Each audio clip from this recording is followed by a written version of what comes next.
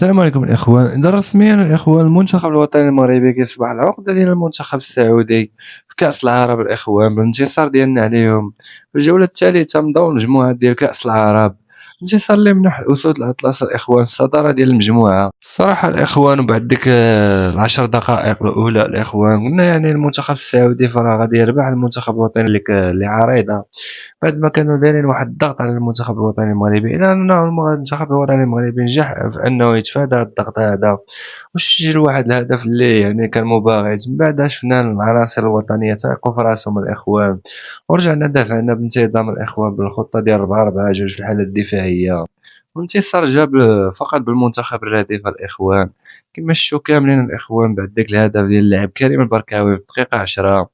فما تمكنوش المنتخب السعودي من انهم يسجلوا هدف ديال التعادل بالرغم من انهم جاهم ضربة جزاء، الا انه اللاعب عبد الله الحمدان ضيعها الاخوان بديك الطريقه اللي غريبه، بغا يدير بانينكا الاخوان وضيعها. فكنتمنى هذا الانتصار هذا يكون سكت الاخوان الجماهير ديال السعوديه، لانه كما شفتوا كاملين الاخوان كل من الماتش هاتوا المغرب هاتوا المغرب، ما فهمناش الاخوان مالهم معنا، واش حاقدين علينا ولا ما فهمتش الاخوان. يعني واخا هكاك يعني الاخوان فقط المنتخب الرديف وانتصرنا عليهم وعلمناهم الكره الاخوان، إلا أنهم واخا خسروا الإخوان فراه المنتخب السعودي عندهم الزهر الإخوان. علاش عندهم الزهر؟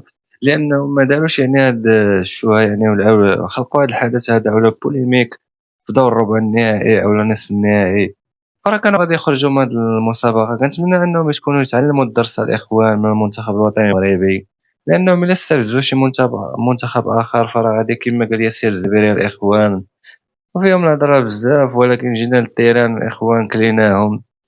ومن استوجب الإخوان بغيت نشيد الإخوان كذلك بثنائية خط الدفاع، اللاعب سفيان بوفتيني واللاعب مروان سعدان. كنتمنى أن وليد الركراكي يشوف فيهم الإخوان، لأنه كما كتعرفوا اللاعب نايف عكرت واللاعب رومان سيس كثيرين الإصابة الإخوان، وكنتمنى أنه يعيط على الأقل على واحد فيهم اللاعب مروان سعدان أولا سفيان بوفتيني، وكذلك الظهير الأيمن بوكسوت اللاعب كريم البركاوي طارق تيسوداري كلهم قدموا واحد الأداء، إلا أنه مازال كنتظر واحد طارق سكيتي واحد الخدمة اللي كبيرة بزاف الإخوان. وفي الأخير الإخوان متنساوش خليونا الآراء ديالكم ويلا نشوف.